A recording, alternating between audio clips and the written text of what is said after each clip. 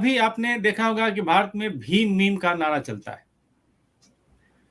Bhim meme का मतलब हुआ दलित और मुसलमानों की एकता। भीम मीम जय भीम करते हुए संसद में आपको ओवैसी बंधु या ओवैसी असदुद्दीन ओवैसी भी आपको सुनाई पड़े होंगे। तो ओवैसी तो एक तय नैरेटिव सेट करने के लिए इस तरह की बातें करते हैं, लेकिन जब चंद्रशेखर रावण जैसे लोग इस तरह की बात करते हैं तो मेरे समझ में यही आता है वह खाली केवल कहने का दलित नेता है। उनको जानकारी कुछ भी नहीं है, पढ़े लिखे नहीं है, केवल उनको अक्षर ज्ञान है। लेकिन अम्बेडकरवादी अपने आप को कहते हैं, लेकिन अम्बेडकर के संदर्भ में अम्बेडकर के विचारों से उनका एक पैसा भी वास्ता नहीं है।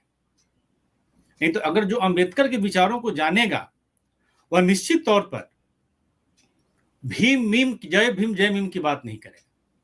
मेरा ये नहीं कहना है कि उनमें एकता नहीं होना चाहिए, मेरा ये कहना है कि क्यों जय भीम और जय मीम ही क्यों, संपूर्ण भारतवासियों में एकता क्यों नहीं? दलित, ओबीसी, अगरा, पिछड़ा, मुसलमान, ईसाई, पारसी, बौद्ध, जैन, सब में एकता क्यों नहीं? क्यों जय भीम और जय मीम की ही बात की जा रही है? जय मीम और जय भीम एक ऐसा नारा है जिसने प्रारंभ से ही देश को तोड़ा है। 47 में इसी जय भीम का जो परिणाम था वह पाकिस्तान था। और यह जान के आपको आश्चर्य होगा कि योगेंद्र नाथ मंडल का प्रयोग करके बहुत सारे ऐसे हिस्से जहां पर कि हिंदू और मुसलमान बराबर संख्या में थे, उनको उनका सहयोग लेकर जो है उसे पाकिस्तान के हिस्से में डाल दिया गया, क्योंकि उन्होंने अपील किया कि दलितों को पाकिस्तान के पक्ष में वोट करना चाहिए। और बहुत सारे हिस्से ऐसे जो कि भारत में रहने चाहिए थे वे चले गए पाकिस्तान में।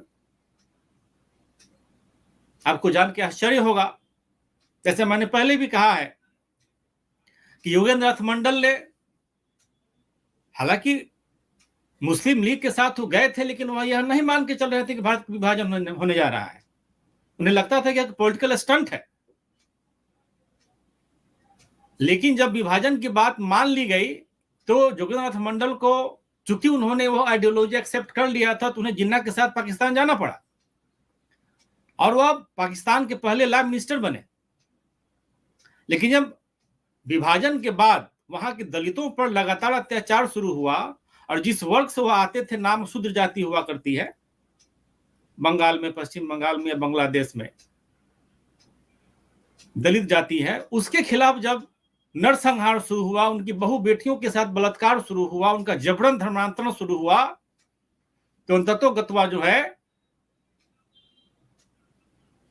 मंडल को वापस भारत आना पड़ा। उनके अपील का कोई सुनवाई नहीं हुआ, थानेदार भी उनकी बात नहीं सुनता था। एक मंत्री, एक केंद्रीय मंत्री जिसके बात थानेदार नहीं सुनता, उसकी क्या स्थिति हो सकती है देश में, आप समझ सकते हैं। और उन्हें वापस अंततः भारत आना पड़ा इस्तीफा देकर। यह उनका पॉलिटिकल भूल था कि उन्होंने पाकिस्तान जाना स्वीकार किया। तो जब देश का विभाजन हुआ और जोगेंद्रनाथ मंडल की अपील पर एक बहुत बड़ी संख्या में लोग जो हैं पाकिस्तान चले गए या वहीं रह गए, तो अंबेडकर ने 27 नवंबर 1947 में फ्री जनरल प्रेस अखबार हुआ करता था, उसमें उन्होंने अपील किया कि जितने भी दलित पाकिस्तान में बचे रह गए हैं, उन्हें अगर लगता है कि उनका मुसलमानों के साथ बेहतरी के साथ वो रह सकते हैं तो वह भ्रम में है। ऐसा नहीं होगा। उन्हें जितना जल्दी हो सके अपनी सुरक्षा को लेकर अगर वह चिंतित हैं तो उन्हें वापस भारत चले आना चाहिए। अगर अंबेडकर को इतना जय भीम पर विश्वास होता, इस बात को अगर वह मानते, तो निश्चित तौर पर ऐसी अपील वह नहीं करते। उस समय के तत्कालीन प्रधानमंत्री थे लियाकत अली खान। उन्होंने दलितों को इसलिए नहीं पाकिस्तान में रखना चाहा कि उनके साथ उनका मोहब्बत प्रेम रहेगा, उनके विकास के लिए वो काम करेंगे, उनको समानता का जो है स्तर देंगे, उनको ठीक से रहने की व्यवस्था करेंगे, इसलिए नहीं। उन्होंने कहा कि दलित को इसलिए पाकिस्तान में रहना चाहिए कि अगर दलित यहां नहीं रहेगा तो पाकिस्तान इतना गंदा हो जाएगा, वहां रहना मुश्किल हो जाएगा, तो यहां सफाई कौन करेगा? अब बात समझिए, यह उनकी भावना थी।